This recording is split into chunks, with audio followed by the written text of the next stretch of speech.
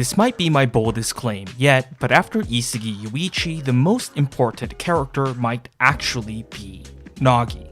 Nagi is a character that's introduced to us as the lazy genius, too unmotivated to do his own thing, but is seemingly a bottomless well of talent. But it's the lazy part that seemingly comes from being bored and tired of living that defines his character and his eventual character arc. Because of this, Nagi's ego as a player is untamed, and this becomes evident when put in comparison with Isagi, who's played soccer for most of his life, but his ego ends up becoming suppressed to do what the author calls the one for all for one idea that's been beaten into his head. Therefore, these two characters are a representation of each side of the coin.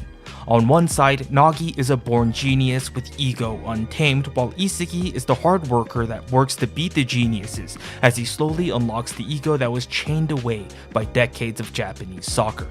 But despite being the opposite ends of each other, the most important thing that has to be noted is that Nagi, despite scoring goals while he's half asleep, seemingly lacks a goal himself, whereas his counterpart seemingly understands and knows what to do. This isn't to say that Nagi can't envision long-term goals, as evident by his conversation with Jinpachi Ego, where he was able to envision his proposal easily before trying to leave the program as he found it to be a pain in the ass, but ultimately decided to stay because of his friend Ryo, who pushed him into staying in the program.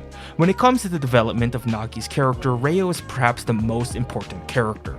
By fate, he accidentally bumps into Nagi, who knocks his phone out of his hands, and Nagi, who embodies the energy of an iPad kid, seemingly teleports down the stairs in order to save his phone by trapping it. Ryo, blown away by the obvious talent that was displayed in front of him, pesters Nagi to play soccer with him.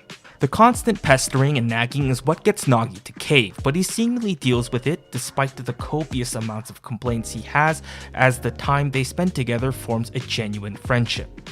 And as time passes, in Nagi's words, he doesn't find Ryo to be a pain, despite how much Nagi hates to move and do things. But I suspect that Nagi doesn't find Ryo to be annoying because as they spend time together, Nagi is inspired by how someone can seemingly move towards a goal they have in mind, which in Ryo's case is the World Cup trophy. In fact, it's Ryo's declaration of saying he'd turn Nagi into the #1 striker that gets him to stay in the Blue Lock program, and it's their friendship that gets Nagi to survive the first game, despite his protest to continue on in the Battle Royale. Ryo is that character that brings out Nagi's potential through the use of their understanding of each other, though their codependency on each other seemingly doesn't work out at times.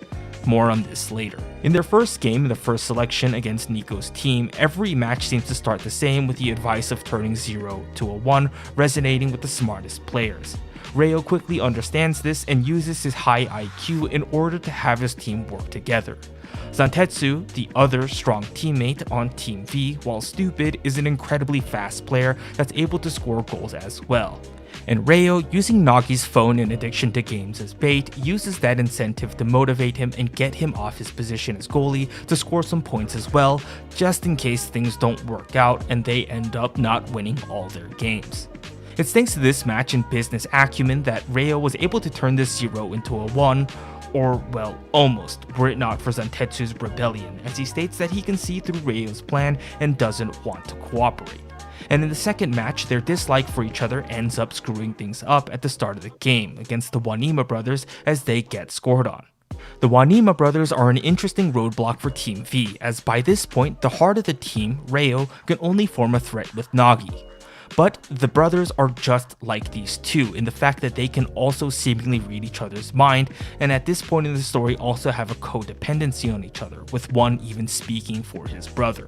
And with the Wanima brothers becoming the heart of their own team, they're able to stop Ryo's playmaking abilities, and Nagi, who doesn't know how to move for himself yet, is also stuck. And while the situation seems dire, Nagi gets the ball from Ryo but passes to Zantetsu, becoming the link that works between both Ryo and Zantetsu, or in Blue Lock's terms, he's the link that turned the 0 into a 1 by forming a chemical reaction between the three of them. Zantetsu's speed is used efficiently thanks to Ryo's high football IQ. paired with Nagi's genius, and the Wanima brothers get decimated thanks to the newly formed bonds between the three of them. In this match, Nagi successfully completes two of Blue Lock's core philosophies that we see time and time again as the series develops in the 0 to 1 and chemical reactions. But it's in the third match where we see the depths of Nagi's ego being tested as he faces off against the king himself. Barou is another interesting character when put side by side with Nagi, as they both arguably have the wildest egos, but the difference is, Barou has clear goals and fundamentals, all which he worked for, while Nagi seems to be born as a gifted player. So as both teams clash, it was inevitable that these two characters beat head to head, where it feels like Nagi gets the better of Barou, with Barou calling Nagi a slave, which seemingly irritates him, and for a brief moment, his ego comes alive. It's after this match where Nagi realizes something about himself, but he can't seem to put his finger on why. Now, this isn't the first time Nagi seemingly started to move on his own. When he passes on Tetsu in the match against the Wanima brothers, this instinct seemingly came from his own volition. But as Nagi starts to question why more and more, he seemingly moves on his own more often. And this is clear in the match against Team Z, where he sees the spirit of Team Z move something in him to the point of his ego coming alive, even if it was for a brief moment. In this match, he fully recognizes his talents, the possibilities for what he can do seem endless, and for the first time playing football, his soul is set ablaze.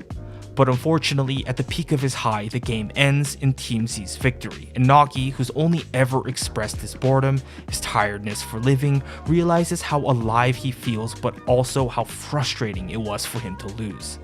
This ended up becoming a hefty summary of episode Nagi, but it's important to talk about these 4 matches because as a striker, Nagi is not lacking. He was able to turn the 0 to a 1, he was able to form chemical reactions outside of himself and Ryo, and against strong opponents like Barou and Isagi, he was able to control his ego.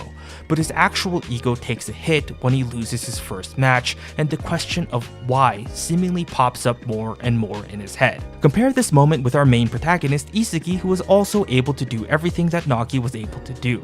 He was able to turn the 0 into 1 thanks to his high football IQ and vision, he created chemical reactions with Bachira, Kunigami, Chigiri, and his ego as a striker slowly unlocks as they play more matches together. But in strict comparison, Isagi comes alive with his wins, while Nagi came alive after his loss. Isagi learns about the sweet taste of victory, while Nagi learns about the bitter taste of defeat, showcasing the importance of both victory and defeat, and how a striker defined those two terms only helps mold a player's ego. And I think this is most evident in the first chapter, where Ego Jinpachi explains aspects of a first-rate player that makes them so first-rate, even in their losses. And I think the loss to Isagi and a little later losing to Rin only helps strengthen Nagi's resolve. Speaking of goals, later on in the Blue Lock story in the Neo Egoist League, which I will now call the NEL, Nagi, who chose to go with Manshine City, faces off against Isagi, who went with Bastard Munchen.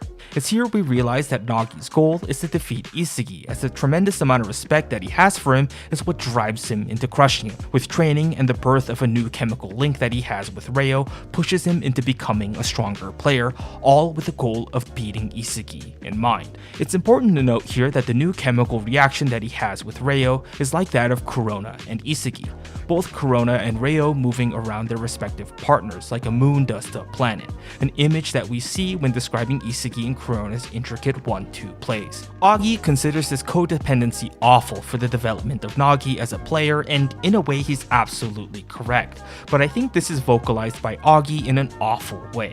This codependency is born out of Nagi's directionless path, as evident by the author's depiction of Nagi being that of a baby chick or even the thinking man.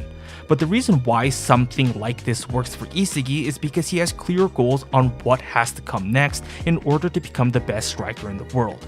Nagi lacks this foresight, only able to envision short-term goals that he treats as long-term ones, like again, beating Isagi. But credit where credit is due, he did beat Isagi, and he was able to surpass the meta vision of both Isagi and Kaiser with the 5-shot revolver fake volley, with the ribbon on top of this goal being the insane artwork that accompanied this moment. But after the insane goal, his ego dissipates. Nagi's goal of beating the savior of Blue Lock, and by bonus Kaiser, happens, but he starts to question what comes next. The lack of goals and the high that he got from achieving said goal puts him on top of the world, but what comes after this rush and excitement? It's after this goal where Jinpachi Ego states that this is where the depths of Nagi's ego will get tested. He scored a goal that can't be replicated, so what's next? A question that Nagi at this point in the story is all too familiar with, and this questioning is what ends up being Manshine's loss. And while this would be a sad ending to Nagi's story, we actually do get an answer to what's next. Nagi, who just lost the PXG's Rin, asks him the same question of what's next after you defeat both Isagi and Sai, with Rin answering in his usual edgy fashion with, "Once we are born, there's only one thing to do, survive. It doesn't matter if there is a heaven or hell. In my football fantasy, I dictate everything. All those who stand before me with a lukewarm attitude, I will send them straight to hell. Got that?" And later, not with Nagi, but with Igaguri, who's gotten no playtime, asks Isagi what he has to do in order to survive. While he doesn't get a straight up answer at first, all played for a bit of comedic effect, the conclusion was that the foundation of ego is having a goal that you pursue to the fullest. This is further enforced in the short glimpse we get into the match between Manshine and Ubers, where Barou once again berates Nagi for being an incredibly boring player, which again seemingly resonates with Nagi. The character development that Nagi is getting here will no doubt shape his ego as the series continues, and will, once again, no doubt be further seen in his own spin-off manga. In a way, this downfall arc is seemingly mirroring Barou's in a way where Nagi is having a tough time envisioning himself as a star on the field, especially without a clear goal in mind. And that's another reason as to why I think he's important. Every character already had their downfall arc, hence why they're in Blue Lock fighting with all their might, but Nagi has yet to go through that phase. This dip in his character and the many losses will once again help shape Nagi's ego as he continues on in the story. And that's why I truly believe that Nagi is the second most important character in Blue Lock for what he represents. His story is a mirror to that of Isagi, yet he was able to display important aspects of a striker, such as turning a 0 to a 1 and chemical reactions. Yet unlike Isagi, his genius means nothing without goals that help him grow as a player. He's the embodiment that talent is meaningless without goals, though I think this will change soon. Hey, this is JaeAIK, thanks for watching. If you like what you saw, consider subscribing, though my content boils down to whatever I'm feeling at this moment. If you are into random content, consider becoming a member, as any monetary means helps me continue making more wacky and niche content. But hey, none of these are requirements to enjoy my content. I just greatly appreciate the fact that you made it to the end. With that, I hope to see you guys next time.